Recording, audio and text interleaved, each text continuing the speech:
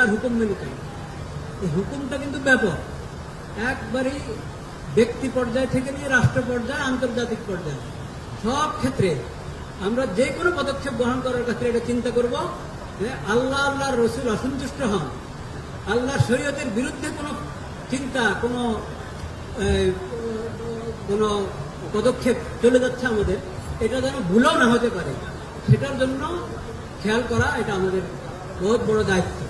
একটা প্রসঙ্গ আমি একবারই সুনির্দিষ্টভাবে এই মজলিসে আজকে বলছি, যেহেতু সবাইকে পেয়েছি, সেটা হলো আল্লাহ রাব্বুল আলামিন আমাদেরকে বানিয়েছেন, হয়তো আমরা পুরুষ না মহিলা।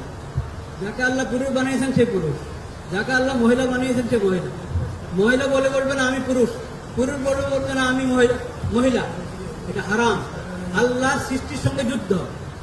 এটা কিছু আভাস গত সরকার থেকে আমরা দেখতে পেয়েছি, আরো হালকা ছিল মধ্যে তা না, কিন্তু গত সরকারে এই মাদের যে সরকারটা কি এটাকে বলে, হ্যাঁ, এই সরকারের সময় এটার অনেক আলামত দেখা গেছে। এটার আমরা তীব্র প্রতিবাদ করছি। আজকের এই ইফতারের মাহফিলে দোয়া কবুলের সময় এটার আমরা তীব্র প্রতিবাদ করছি। এটাকে যেন এই দেশে কোনো সুযোগ দেওয়া না হয়।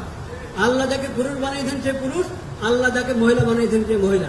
এখানে কিছুদিন আগে পুরস্কারের ঘোষণা এসেছে, দেখেছি এই ট্রান্সজেন্ডারের পুরস্কার, নাউজুবিল্লাহ।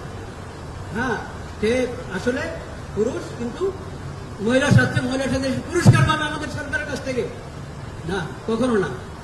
মাননীয় প্রধানমন্ত্রীর তত্ত্বাবধানে যে সরকার, এই সরকার এখানে এই ধরনের কোনো পদক্ষেপ আমরা এটা কখনো গ্রহণ করব না। সবাই আমরা দোয়া করি আল্লাহ তাআলা আমাদেরকে ইস্তেকামত দান করেন।